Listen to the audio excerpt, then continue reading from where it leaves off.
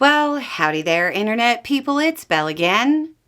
So today, we're going to talk about how Trump failed to get Congress in line. Trump went to Congress to talk about the One Big Beautiful Bill and to try to shore up the votes to pass the package that contains his whole agenda. Speaker Mike Johnson had to call in reinforcements, which is never a good sign on a package like this. Trump met with House Republicans, specifically addressing the fiscal hawks about Medicaid, the SALT deduction crew, and the green energy tax credit group. He ranted, he yelled, he threatened, he cussed. He doesn't appear to have succeeded. He reportedly said, "Don't F around with Medicaid," which, to be clear, means don't F around with Medicaid more than is already being done. He wasn't opposing the cuts. He just doesn't want people to blame him for them.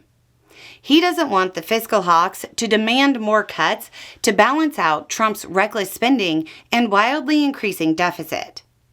After the U.S. creditworthiness downgrade and the bond market's actions, I'm not sure the fiscal hawks will be moved. I'm once again going to remind everyone that they could simply not give the wealthy tax cuts. Then they wouldn't need deep cuts to Medicaid. Just throwing that out there. Representative Massey seems very unmoved by Trump's pleas. He asked people if they voted for bigger deficits on Twitter. And he seemed to mock the idea that the cuts could be made through rooting out fraud, waste, and abuse. It seems likely there's probably more no votes on the fiscal hawk side of things. Trump is so mad at Massey, he said, quote, "I don't think Thomas Massey understands government. I think he's a grandstander. I think he should be voted out of office." Just as an aside, Massey has been in Congress for more than a decade. He may or may not understand government, but he does understand math. A number of House Republicans have indicated they're still a no. Reporting says LaLota is still a no over the SALT deductions. It's relatively safe to assume that the SALT crew sees that they have leverage. There's probably more no votes under this category.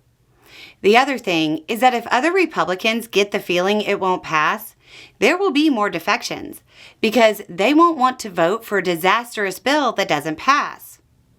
Then we go to the other side of Capitol Hill. Reporting says that Speaker Johnson told Republican Senate Majority Leader John Thune to not change the bill if it gets to the Senate. Thune has his own problems with getting this passed because Republican senators want changes to the Medicaid and clean energy credit sections and a few certain spending items. Let's be clear on how bad this bill is. Republicans can't even get other Republicans to vote for it. Republicans know this bill is bad for the debt, bad for industry, bad for the economy, bad for the stability of the U.S., and bad for their voters. They're only supporting it because Trump has told them to. If this passes, Trump owns every outcome, because without him pushing, it would have already failed.